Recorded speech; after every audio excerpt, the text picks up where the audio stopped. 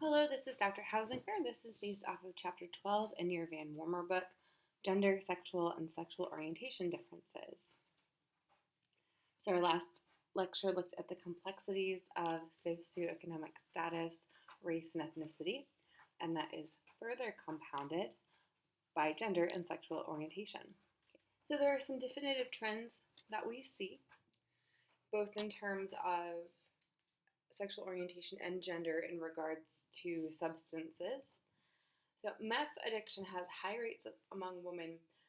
That's largely due to the qualities of methamphetamine, such as creating weight loss and giving people energy. With one of the prominent meth crises in the early 2000s, we saw that a lot of Midwestern states and Bible Belt states were really hit with it. And it was mostly housewives and mothers that were turning towards meth so that they could have enough energy to raise their children and to lose weight and clean the house. And we still see that. Now, we do know that from the qualities of drugs, we have different rates of crimes associated with different drugs and different characteristics. For example, we have a huge correlation with cocaine and alcohol in domestic violence, both together and then separately. A study showed that 80% of female meth addicts were victims of domestic violence. Certainly, meth can cause psychosis, and the users can have hallucinations and delusions and see and hear things that are not there. Now, looking at heterosexual relationships, 3 of 4 intimate partner murders are of women. There are fewer statistics on same-sex couples, but we need to keep that into consideration as well. And we do know that more men have addictions more than women, and the majority of those are to alcohol. Okay? And there's some interesting traits in terms of family. So women whose fathers had alcoholism are more likely to find partners that have alcoholism and are also more likely to have eating disorders. As for women alcoholics, 47% in treatment were molested as a child in a study of 472 women. Okay. And so treatment really needs to have a PTSD focus, trauma-informed. It's our current buzzword, and everybody can experience trauma, and trauma is not necessarily equal for every person. So what I mean by that is that the same person could experience something as someone else and have a trauma response to it or not. Okay. So recent trends in gender issues. Historically, treatment has been geared towards heterosexuality and has not been incredibly LGBTQ friendly. And one of the things that can happen is treatment centers can change the intake forms and the assessment forms to be more inclusive. Pronoun training is a very good idea. Again, this falls under diversity training. Okay. You'll probably see more support groups for LGBTQ rather than just than treatment centers. An example of that would be Strength Over Speed, which is a sober support group for gay men affected by methamphetamine addiction. And 12-Step also has LGBTQ friendly groups as well as some of the other support groups as well. But it's going to be challenging to find treatment centers geared towards that rather than support groups, peer support groups. Okay. So as we saw from the last lecture, class and cultural differences in drug use, particularly in regards to who's using drugs, who's getting arrested for those crimes, access to treatment, and access to child care as well. And family structure does make a difference here. Male and female ratios do differ in drinking quantity ratios, and this is true globally, okay, which is pretty interesting, and that has to do with cultural norms. Right. In U.S. high schools, substance use rates are about the same. However, we do have recovery high schools and sober high schools. And the one in Seattle made a big splash a couple years ago because people didn't want it next to the kindergarten. However, everybody that went there wanted to be sober. It was elective. You could go there. It was a choice. But we're seeing more and more recovery alternatives for high school and college, including college dormitories that are designated sober.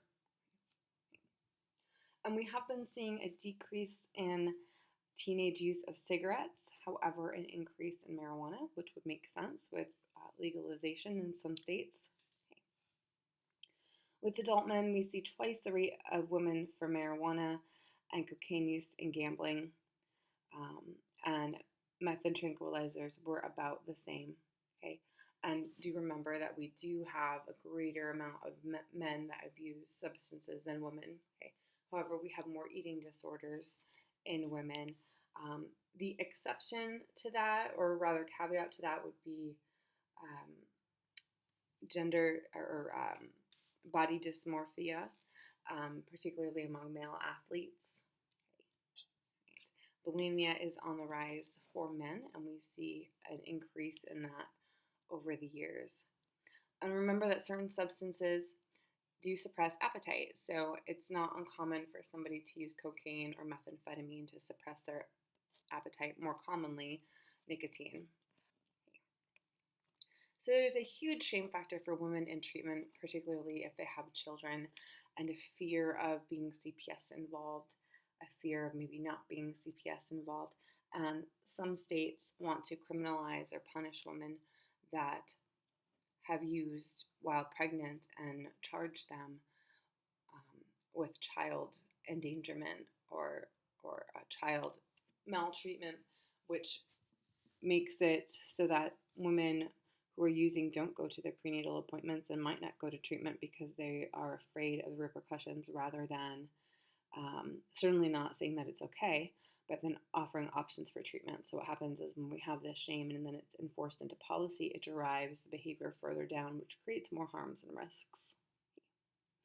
Women in treatment are more likely than men to have a substance-dependent partner, and research shows that it's important to support the whole family. And women with substance-dependent partners, their partners may or may not be willing to go to treatment. They found that using motivational interviewing and offering options to the partners is very helpful. There are some treatment centers where families can go together. CDP in Seattle, they actually separate the women and the men, though. It's about a year-long program, and the children stay with the women, and they can visit the men, but they do separate based off of gender. And unfortunately, there's not enough pregnant and prenatal treatment programs. BHR down here in the Lacey Olympia area does have some, and they just opened an inpatient treatment center in addition to their outpatient treatment center. And there's one in Seattle. There used to be one in Tacoma, but it closed. And they specialize specifically in pregnant and parenting mothers. The Mom Out Treatment Program run by the Pierce County Department of Health is an example of an outpatient, women-specific, mother-specific program. Okay. So again, we need to look at the whole person, not just their drug use. And what are the barriers? How can we help them access treatment, and what does that look like? Okay.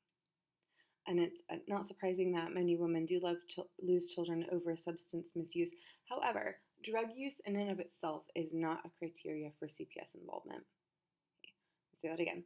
Drug use in and of itself is not an automatic criteria for CPS involvement, and let's take legal substances and alcohol into consideration. So CPS is looking for neglect and abuse. As I mentioned previously, the drugs have different characteristics to them, and there have been a couple of studies on how drugs affect children. So growing up in an alcoholic home, there are certain behaviors and patterns that happen. Children that grow up in homes where there's methamphetamine and stimulants tend to have higher rates of molestation. And if you think about traffic and drug dealing and manufacturing that might be associated with those drugs, it makes sense. So that's a fascinating area to look into. The abstinence demands may be unrealistic, and in some cases, demanding people have to be abstinent can be harmful. So we can look at things like medically assisted treatment. There's actually a whole union, they're called the Drug Users Union, and they want to make drug use more mainstream and take the stigma out of it. And it's quite fascinating. It's gaining a little bit of momentum, and they have their own, they just recently had a conference in Portugal.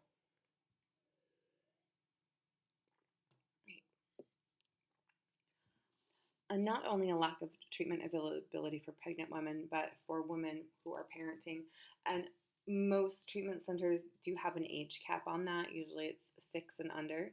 And it might be unrealistic for women that have a lot of children. Sometimes somebody might have between 4 and 6 children. They might be only be able to take 3 with them to treatment. So we need to look at creative solutions for larger families. Now, in Washington State, we have Family Drug Court, and the book mentions Seattle. We have one in Thurston County and Pierce County as well, and the model has worked so well that other states in the nation have come to study our programs. Family Drug Court is a little bit different than Felony Drug Court. It's usually through CPS, and it's a volunteer program.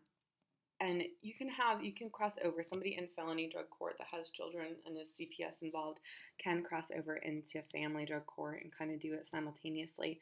But it really allows for wraparound services where housing might be provided. They still have to do their treatment through whatever service provider is working with the court. So usually it's a drug court clinic. And then the counselors and case managers help the families with parenting classes, and if the children have medical needs, and work retraining and school education, and there's a lot of funding around it to really wrap around and support everyone. Recovery coaching is a peer-driven, and it can be an employment opportunity.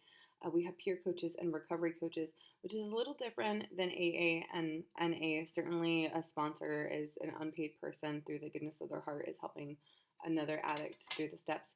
But you'll find recovery coaches and peer coaches at community agencies. And there's training that you can do to be certified, and it's usually about 40 to 80 hours worth of training. They've had really good results with it. But recovery coaching and peer mentors, again, it's not counseling. So remember, we have those 3 functions in CD. We have counselors and case managers, and sometimes that's the same person, and off it is. And then we have the peer support. Now you can be the counselor and the case manager, but you also can't be the peer support person. Okay. Now there are certainly some biological differences. Women get intoxicated quicker than men. That's due to the concentration of the enzyme. Specifically for alcohol, men have a higher concentrate of that in the body.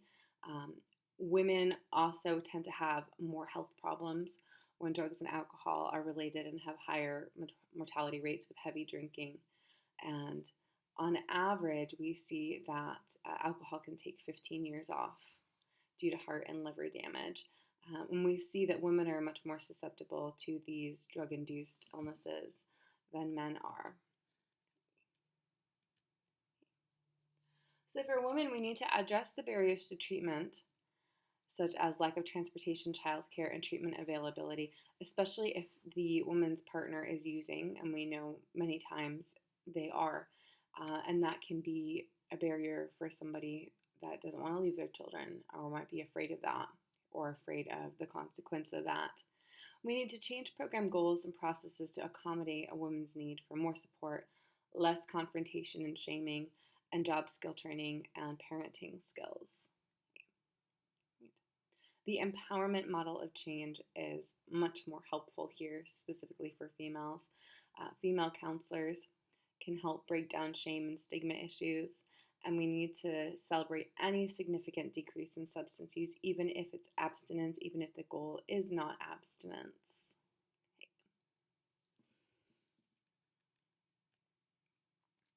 All right. Sexual orientation. So the LGBTQ community is at the highest risk for assault. and among teenagers, they have the highest rate of suicides and suicide attempts. And in addition to that, suicide and substance abuse are risk factors for each other. Okay. Suicide rate for LGBTQ adolescents is 14 times the heterosexual rate. Lesbians have the lowest rate of AIDS in any group, but twice the drug use of other women, particularly cigarettes, and there's a risk for obesity there as well.